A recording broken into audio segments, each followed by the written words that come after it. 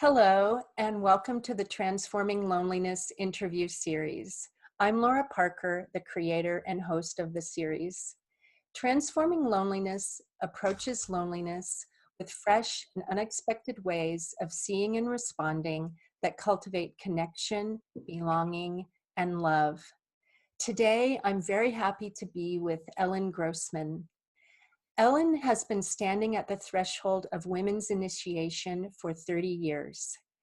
As nurse midwife, ceremonialist, and shamanic practitioner, she has accompanied thousands of women through deep rites of passage.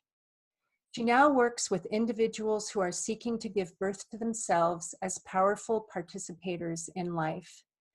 Ellen has a private counseling practice. She teaches classes, leads groups, and offers workshops and retreats. I first met Ellen in 2009 when we both took part in a year-long Soulcraft immersion program with Animas Valley Institute. What I love about Ellen is her warmth, generosity, and devotion to deep, multidimensional listening. I invited Ellen to be with us today because her integration of the archetypal deep imagination with shamanic journeying and internal family systems work offers a holistic and very effective way of meeting, being in relationship with, and transforming the parts of us who carry loneliness. Welcome, Ellen, and thank you so much for joining me today. I'm really delighted to be here, Laura. Thank you. So, Ellen, let us know, please, how do you think about loneliness in your work? Well, interestingly enough, I really think about loneliness as anything but lonely. I see that it's actually a whole conglomerate of parts that are constellated around this issue of loneliness. And it can start in a whole bunch of different ways. But consider this, that maybe something happened in our early childhood, maybe even precognitively, where we experienced some sort of trauma of loneliness, some sort of feeling of like, where's my mother, being left to cry. I mean, a myriad of things. And with the trauma work that has been done now, we know that trauma is being defined as anything that overwhelms the neurological system of a being. And lots of things can overwhelm the neurological system of small ones, of toddlers, of babies. So we get these wounds, and when that wound is being left alone or being abandoned, we get the experience as very young ones, the experience of being alone and feeling lonely. And so around that part jumps up a whole bunch of other parts who want to save us from feeling that pain, the deep, deep pain, because we are social beings, that really deep pain of being alone. And so how can that look? It can look in a bajillion different things. It could look like someone who then becomes a super extrovert and is always looking to be in relationship, but never finding the intimacy that will feed that feeling of aloneness. Or it could look like, a more introverted response of, I think I won't do that thing. I'm just going to stay home and read a book because I really would prefer to do that. I don't want to really go out. I don't like to socialize. And both of those parts are seeking to do the same thing. They're seeking to assuage the pain of loneliness, and they can be doing it in very different ways. And to add to the mix here, we could have both of those parts working in our system at the same time. One that says, okay, we need to get out there and socialize. And then we get out there and socialize and experience maybe rejection, maybe not, but a disappointment because that hole just can't get filled. And then the other one says, see, do you see what I told you? We should have just stayed home. It would have been better. We wouldn't have had to feel this pain. Yeah, and then when we stay home, there may be a part that comes up that criticizes us for that and says, Yeah. see, you have no one to blame but yourself for your Right. loneliness. If all you ever do is stay home alone, what do you expect? Yeah, You know? exactly. Both ways, right? You know, that shamer like can go like, do you see, you shouldn't have done that. I can't believe you said that thing to that person. Right. And then to the one that says, well, then we're just going to stay at home alone. Same thing. Really Right. shaming that one. And so what I'm hearing you say, Ellen, is from your perspective, you really see the psyche as made up of this multiplicity of parts.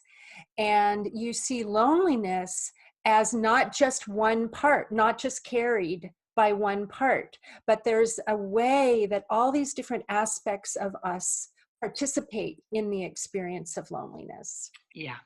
Yeah. Yeah. And it's not only like I could look at it in a whole bunch of different ways too.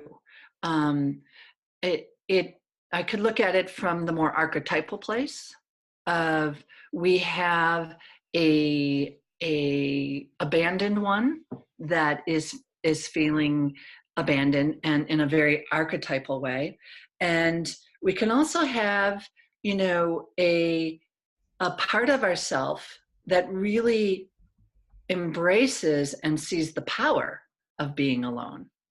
So in an archetypal way. So like the hermit in the tarot is this beautiful example of that, of a person operating in completeness by themselves, and not necessarily not in relation to other people, but feeling really the completeness of being alone. And Yes. And actually, what I'd like to add there is because I have a great familiarity with this archetype of the hermit. And one of the things that I love about the tarot image of the hermit is that it's carrying a lantern, you know, and that yes. lantern is the light of our own inner deep guidance, or our own inner voice that speaks to us. And that the hermit is all about that we can't hear that voice if we're constantly surrounded by all these distractions. Right. So the hermit is very devoted to hearing the deep inner guidance. That's what it's all about. Yes. And can really embrace the power of being alone, because and actually here's the crux of the work that I do, whether it's shamanic or it's wilderness guiding or internal family systems, is, and I believe that internal family systems really articulates it, that we have all of these parts and they're kind of all struggling to find their way, and to either to protect, either they're wounded or they're protecting the one who's wounded. And then there's a third type of part, which in IFS they call soul. Jung, no, I'm sorry, IFS calls it self. Jung calls it soul. There's, you know, all sorts of different ways to speak to this, but it is really speaking to the belief, and this is my belief, that we all have our own unique connection to source. That is not a part, is not is not personality. It's actually that part of us that is connected to source. And so the hermit has that connection. And so it doesn't matter whether the hermit is alone or with people. The hermit has that connection to self, and so in some senses never feels alone. Right. So that's a very important point, that loneliness can come about as a feeling of estrangement from source, what you're describing as Yeah. capital S self, which is what IFS would call it, or in IFS being internal family systems. And so I wonder if you could say a little bit to us, just by way of introduction for those of us in the audience who haven't heard of internal family systems, how it, I mean, describe the way that all the parts are actually trying to accomplish something good, you know, Yeah. and if you could describe the different kinds of parts that Right. that you work with. Okay. Well, so the rock bottom premise of IFS is that all parts are welcome, even the parts that culture may think are not welcome. So, like culturally unacceptable parts, like uh, the addicts. You know, addiction to eating, addiction to drugs, addiction to TV, addiction to anything that numbs us. Our culture really, you know, does not like that, and the other parts in the system don't like those parts. But the fact is, we know that even those types of parts that are doing what we can see are self-destructive activities, they're doing it from a place of wanting to protect. So they're one type of a protector. Yeah. So the model goes like this. We have a wounded one for whatever reason that experiences trauma in some way, whether it's small t developmental trauma or capital T, you know, serious trauma like physical or sexual abuse, emotional abuse. Um, and then we have protectors that will rise up to strategize to protect that one from ever feeling that pain again. So in this system, there's two types of protectors. There are what we call managers, and their motto is never again. Never again will I feel that pain. So when we're talking about it in terms of loneliness, it might look like, okay, I'm not going to put myself in a situation where I feel the pain of loneliness. So I'm not going to go out into the world. Or I'm going to arrange my life just so exactly. I'm going to control every little thing so that either I'm always with people so I don't feel lonely, or it might look like a workaholic, maybe, you know, that can be a manager. You know, I'm going to be working. So I'm so busy that I don't feel the pain of not. Yeah, and another one I might mention is one who says, I don't need people anyway. You know, like that might be another manager type. Right. And I can see how that mindset is actually has very positive intentions. Like it really, like you're saying, it's trying to protect the part, the lonely part, from feeling the loneliness ever again, and Right. it's doing it in a very noble, devoted way, you know. Totally. Totally. Its intentions, and every part's intention for the system is good. It's like, I want us to feel better. And I want this one that I'm protecting to not feel this horrible pain. And um, and so the managers, their motto is never again. And we know them by the fact that they're proactive. So they're like arranging things so the pain won't happen. Yes. Unfortunately, there seems to be this truth that um, the protectors actually, in trying to do this, they bring about exactly what they're trying to avoid. Yeah, so an example of that would be the one who says, I don't need people, you know, then Right. that one goes through life really not in touch with their needs for people, you Yeah. know, because those needs are pushed out of awareness. And then they end up creating the very loneliness that they're trying to protect from. You know, they're trying to Exactly. make sure that the lonely part never feels lonely again. But if you go through life not aware of actually how much you actually need others, then it's the result is very isolating. Yeah, So, exactly. And there's another type of protector that we call firefighters, and they are more reactive. So, as inevitably happens, we feel we get activated. Our loneliness gets activated. It could be the holiday seasons, and we don't have anyone to go, to have holiday dinner with, or we go out, into a social thing and we don't really connect with anyone. So then the pain of like that disconnect, because that's what loneliness is, a disconnection, um, gets activated. And so firefighters are just like, wee, the sirens go off and they'll just do anything they can to stop the pain. So it might be getting drunk, at a party, or it might be, doing other numbing activities, or it might be getting really mad at someone who hurts them, and allowing rage to come up. Rage is usually a firefighter, and it's usually lashing out to protect from a pain. So, and again, the very activities that they do will bring about exactly what they're trying to protect from.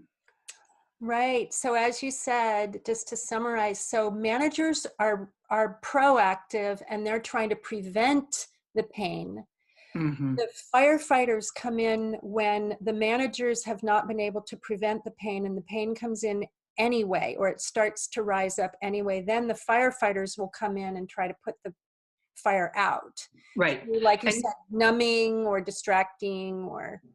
right. Right. Yeah. Or, eating disorders, this like trying to make one's body look attractive and in getting into, a whole spiral into a serious illness around it. But in the effort to attract, actually creating something that is very self-destructive. Okay. And then what happens is then we get to see polarities between these two types of parts. Usually managers and firefighters don't get along very well because the firefighters go in and create havoc, and then the managers will come in and you might find a critic or a really shaming one, like, I can't believe you got so drunk last night. I can't believe you said those things. You're such an idiot. And this is a great example of how the parts interact with each other. And so they're going back and forth. And in fact, these parts are often very young, like they arose when we were young, and they may look older, and some of their strategies may look a little older, but in conversing with them, when we start really conversing and we ask them how old they are, sometimes they'll say 3, sometimes 5. I mean, they're very young, and they have a very young, strategic way of doing things. So they just, they keep on making this mess back and forth with each other. Right. And so of course that explains why a lot of clients might show up in our offices feeling like, they're kind of working at cross purposes with themselves. Right. Like that's how we can feel like, hey, we're good people. We're trying to do the best we can. And yet we still feel thwarted in our lives, Right. because Right. we have these different parts of ourselves that have different agendas. Yeah. Yep. And so what's the key? So how do we get out of this, right? Self. Bringing Capital S self stuff. Yeah. into the conversation. Yeah. Or soul. And there's lots of different ways to do that. We can do it with deep imagination. We can do it like by finding shamanic allies. and addressing the parts in a more archetypal way. Or we can actually just start a conversation. In terms of IFS, it's really got this lovely structure for bringing self into the conversation, and bringing self into conversation with each one of the parts. So self has no interest in getting rid of any of the parts. They're all really important to self. Self needs all of these different personality parts that we have. And so it will start just talking to one and then the other. And maybe in that, when a part comes into contact with self, there's this incredible shift of energy where the part relaxes a little bit. It feels like, oh, maybe I'm not alone in this, and starts feeling understood. And then as the other parts that are involved, we might, if we're dealing with the polarity, then the parts start actually hearing each other, not necessarily agreeing with each other. We're not trying to make them agree. We're just trying to make sure that every voice gets heard. And then when that happens, when the protectors feel calm and feel like they could trust self, then self makes the offer. It offers up a hope to the parts, and it says, what if I could help the one that you're protecting? What if I came into relationship with the one that you're protecting, that really vulnerable one, which in IFS we call them an exile, which is actually really what they are. Like, these other parts that are protecting them are working so hard to do that they've actually kind of encapsulated them, exiled them off to the side so that they will not feel the pain. Right. But what self does is it actually comes in and it offers witnessing with a capital W.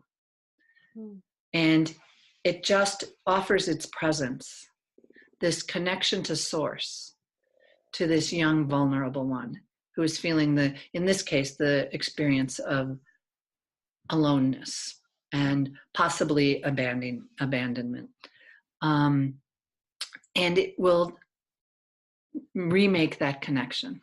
And then there's a whole process that we go through of witnessing this exiled part, this vulnerable part, until it feels completely witnessed. Yeah. And so then, yeah. Just before you go on to that, I just wanted to highlight what you just named, which is actually so radical. And that is bringing in self, capital S self, just in a witnessing way. Yeah. And it's not about trying to get rid of anybody. And it's Right. really being in relationship from the point of view of hearing where these parts are coming from their own point of view. And I think what you said is that is what actually allows them to calm down, and to kind of soften their compulsivity, is this feeling of being listened to. Yeah. And being seen and being witnessed in their good intentions. Like, they're actually being seen for their heroic efforts. Yeah. You know? Yeah. It's really wonderful and especially with the firefighters, when self truly comes into contact with them and in conversation. And by the way, I really want to do my little riff on conversation, because it's a really different form of communication that we're talking about. When it really enters into conversation with this firefighter who's been like just trying so hard, but really kind of making a mess of things, and a lot of the other parts are really pissed off at it. When self just offers its love, its compassion, its clarity, its calmness, the firefighters are just like, oh, thank God somebody understands me. You're not trying to get rid of me. You don't want to get me out of here. It is an incredible experience and incredible to witness, for myself as a practitioner with this. It's like, it just as an amazing experience for all the parts in the room. Yes, yes. And I think that it is one of those things that a lot of us don't instinctually know how to do. And if we did know how to do it, we might not be quite so troubled by our different parts. Because this process of listening in this really accepting and validating and deep empathic way to the different parts, that is such an important skill that we need to have to be able to listen to ourselves in that way. And it's so revolutionary and healing. But you know, it's interesting because I'm totally with you, and I've spent so much of my life trying to develop that skill of being able to witness. But in fact, every single one of us has self. And the cool thing about IFS is that it's not like we're developing self or we're developing the skills. It's we're uncovering the self that we all have. And that is just amazing. And when self comes into the room, when the various protectors who are kind of like, sometimes I picture them as like this little pile on top of self, you know, like they're all struggling to protect this part. And as they start trusting self and they start stepping back, you know, one steps back and then another steps back and then another, and then self can emerge and we feel it. There's a shift in the entire energy. There's in IFS, they have the 8 C's, and we'll see if I can remember them all. It's calmness, clarity, courage, compassion. Curiosity is probably a really, really key one. Confidence. So you get the idea. It's these neutral, compassionate, zero agenda. This is a huge piece of how we know self is present. There's no agenda. It's not like, okay, how can we get you to stop drinking? Or how can we get, you know, you to stop controlling everything? It is, oh, yeah, tell me more. Wow, I can really feel you. And as the various protector parts feel that, they step back and then they give permission for self to then offer all of that to the vulnerable hurt one. And then when that happens, that's when true change happens. Because as long as that one is hurt and not healed, those protectors are gonna jump in when they see the need. They're just going to. They were born to do that. Yeah, and as you said, even though the protectors are well-intentioned, their efforts often end up giving us the opposite of what we really want in our life. And so that is why we need to learn this new way of working with these different parts in the system. So there's a couple things then that you were going to tell us a little bit about how the exile is healed, how that happens. And then, so I want to make sure we get to talk about that. And then I also wanted to see if you would share a little bit about what unblending is. And, you know, because I think that's a way that self first can come in, is if we can do that thing called unblending. So can you share us a little bit about that? Well, unblending is the absolute first step in this process, to even acknowledge that we have these different parts.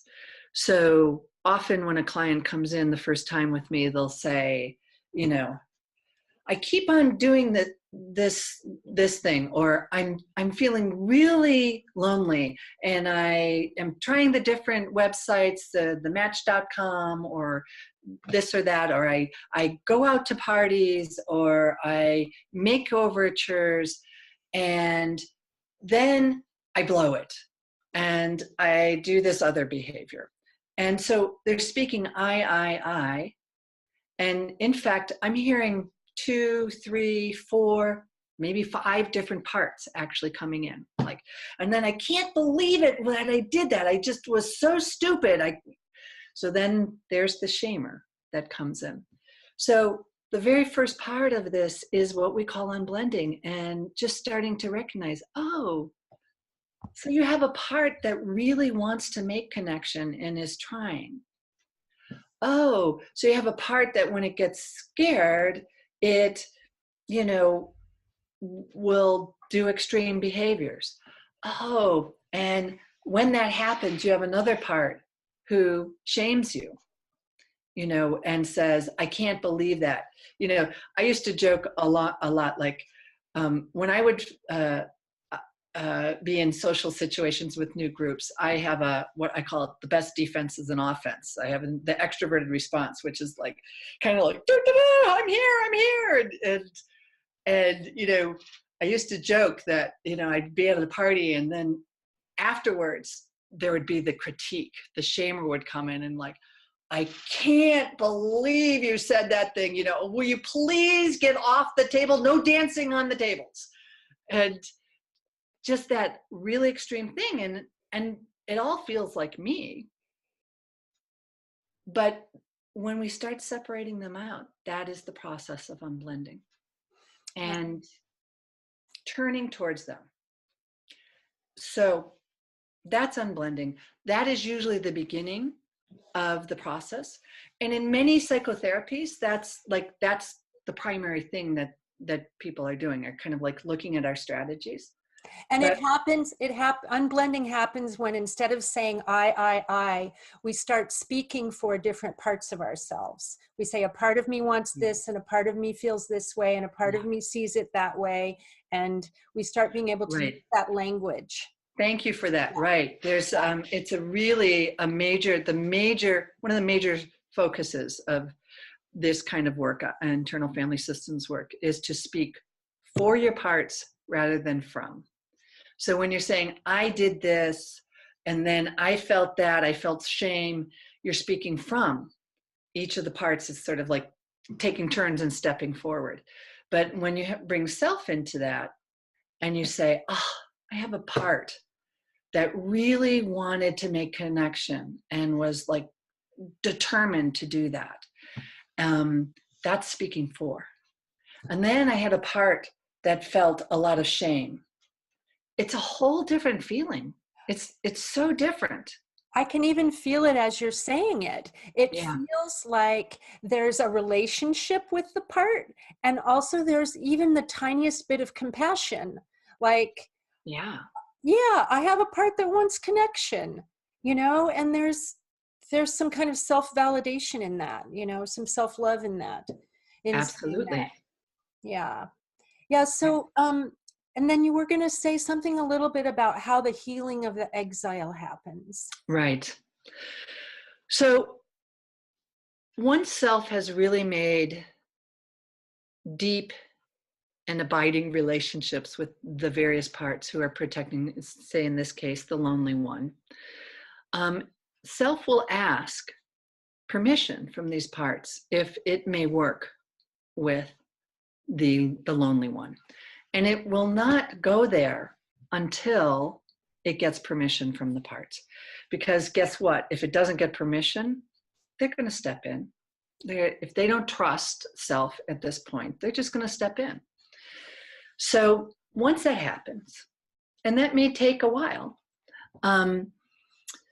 then there's an entire process of what we call unburdening and exile. So say there's an experience that maybe you were left alone in your crib to cry, which was, for many of us, the way that was in the 50s, 60s, that was absolutely the norm, that you let babies figure it out. 3 months old babies figure it out by themselves. And so say you've got an exile like that. Or a 3-year-old who experience somehow this feeling of mother not being there, and the terror and the pain of that, and then deciding any number of things, like it must be me, I must have done something wrong, I must not be worthy, whatever it is. It can take many forms. I'm all alone in the world. I'm all alone in the world, and no one will come, no matter how hard I cry, how much I ask for it. Right. Right. Yeah. So that's the burden that they're carrying. But before we get to even to that point, we just come to that vulnerable one and allow them to feel the pain of whatever it is they're feeling, because they've had these noble protectors working so hard to not have them feel it. And so they don't even get to have the feeling of like the pain of it. So self comes in and witnesses and basically offers up itself to hear whatever this part wants to tell, show, give through feelings, give through images. If it's a precognitive part, it'll be all feeling. It won't be, words.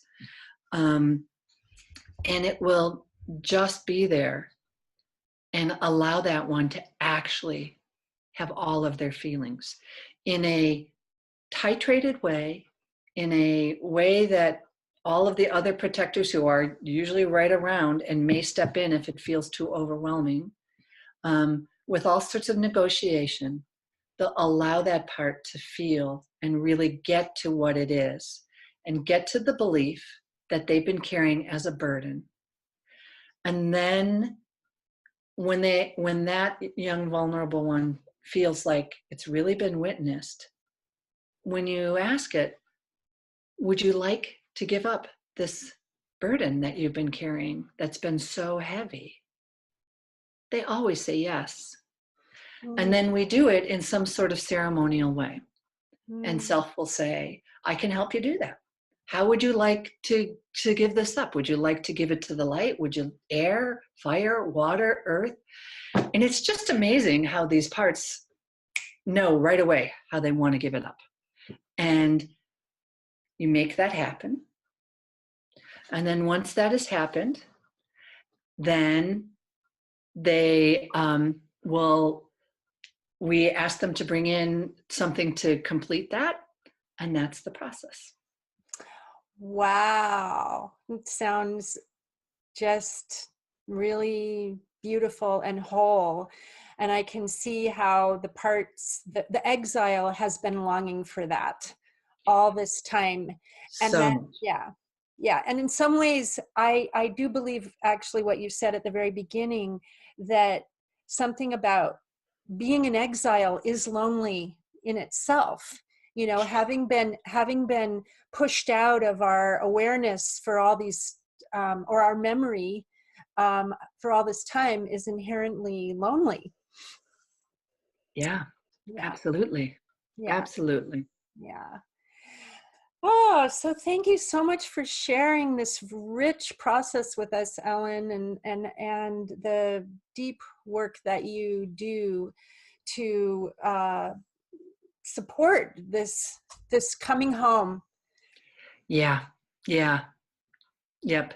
This welcoming in, right? Welcoming in all the parts and actually reforming those connections that got severed by trauma in some way. Yeah. Yes. I've heard it described as actually internal attachment work. Yeah. And you've described so beautifully how self is in relationship with these different parts. Yeah. And that internal relationship creates such a feeling of wholeness and health, I think, for people when they have that ability to be in relationship with their own parts in that way. Yes. And reconnect with their own source, right? Yeah. Their own connection to source. Yes. Yeah. Yes. I love that. So that's beautiful. Thank you for sharing that process with us. And well, I'm just delighted you're doing this. This is amazing. I can't wait to see all the amazing conversations that Thank you. Thank all you. the Me other too. people. Yeah. So, lastly, then, do you want to just let our listeners know how they can find you if they'd like to work with you or find out more about your work? Yep, they can go to my website, which is www.stonecottagecircles, all lowercase.com. All So right. that's Stone Cottage Circles. Okay. And Well, circles with an S at the end. great. Well, thank you so much for sharing this with us, Ellen, and bye Yeah. for now. Yeah. Thank you, Laura. It's been wonderful.